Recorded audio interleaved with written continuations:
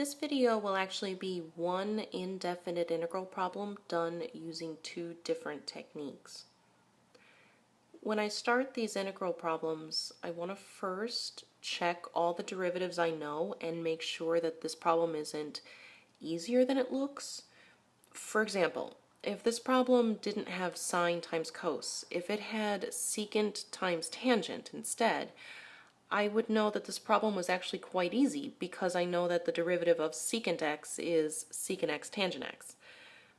But this function doesn't quite match any of the derivatives that I know, so I think I need to use something fancier. My choices at this point are either u substitution or integration by parts. So I'm going to try u substitution, and I'm thinking I want to try it because the derivative of sine is cosine. So maybe that motivates a choice of u to be sine of pi t, so I might as well try it. I know the chain rule. The chain rule tells us that du is equal to pi times cos pi t dt. And so I can rewrite this problem and make the substitutions. Notice that this sine chunk right here got substituted for u. And all of this stuff, cos pi t dt, is right here. And so if I take this green equation and divide both sides by pi, I get that this is equal to 1 over pi du. This integrand is very simple. I can tell right away that the antiderivative is 1 over pi times u squared over 2 plus c. I need to be sure to substitute the function of t back into this, and I have my answer. But what if this problem worked a different way? What if I tried integration by parts?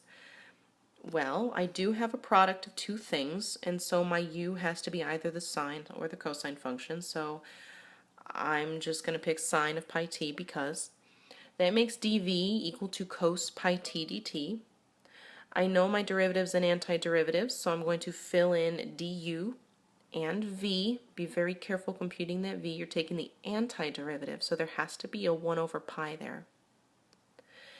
I'm going to write my original integral and then write what integration by parts gives me. This here is u times v, okay?